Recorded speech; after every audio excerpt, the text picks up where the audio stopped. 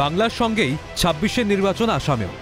এর মধ্যেই একদিকে এনআরসি ও এসআইআর জুজু, আর এই আবহে উত্তরবঙ্গ ও নামনি আসামে সংখ্যালঘু মানুষজনের একটা বড় অংশ হাজির বিজেপি সাংসদ অনন্ত মহারাজের কাছে। হঠাৎ কেন সংখ্যালঘুরা হাজির বিজেপি সাংসদের বাড়িতে? বাড়ছে রাজনৈতিক জল্পনা। যদিও জল্পনায় জল ঢেলে বিজেপি সাংসদের দাবি সৌজন্য সাক্ষাৎ।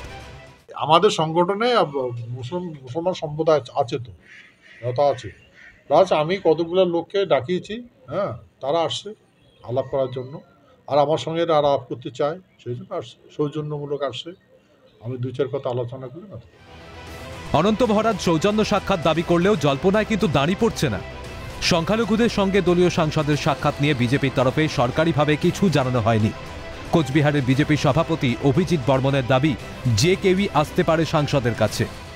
উনি হচ্ছেন রাজ্যসভার সাংসদ, এবার ওনার কাছে সংখ্যালঘু আসতে পারে, যে কোনো সম্প্রদায়ের মানুষ আসতে পারে, এটাতে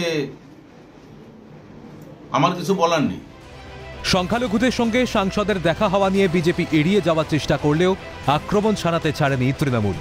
শাসক দলের মুখপাত্র পার্থপ্রতিম রায়ের মন্তব্য, সংখ্যালঘুদের সঙ্গে সাক্ষাৎ আসলে বিজেপি দ্বিচারিতাকে স্পষ্ট করছে। বিজেপির নেতৃত্বরা, বিশেষ করে শুভেন্দু অধিকারী বিরোধী দলনেতা সহ বিজেপির তাবড় তাবড় নেতারা মুসলিম সমাজের মানুষ সম্পর্কে বিষোদ্গার করেন, যেভাবে তাদেরকে কথায় কথায় বাংলাদেশি তকমা দেওয়ার চেষ্টা করেন, এটা নিয়ে অনন্ত মহারাজ বিজেপির সাংসদ হিসেবে তিনি কি ক্ষমা চেয়েছেন এই সমাজের মানুষের কাছে? কিংবা শুভেন্দু অধিকারী বা যারা এই ধরনের মন্তব্য করছে তাদেরকে কখনো বলেছেন যে এটা বলা উচিত নয়, এটা নিয়ে ক্ষমা চাওয়া উচিত? সেটা না করে তিনি তাদেরকে নিয়ে বৈঠক করছেন। আসলে এটা বিজেপির দ্বিচারিতা ছাড়া কিছু নেই, সেটাই স্পষ্ট হচ্ছে। আসাম ও উত্তরবঙ্গের সংখ্যালঘুদের সঙ্গে অনন্ত মহারাজের বৈঠক কি ২৬-এর নির্বাচনের কোনো নতুন সমীকরণের ইঙ্গিত? জল্পনা বাড়ছে।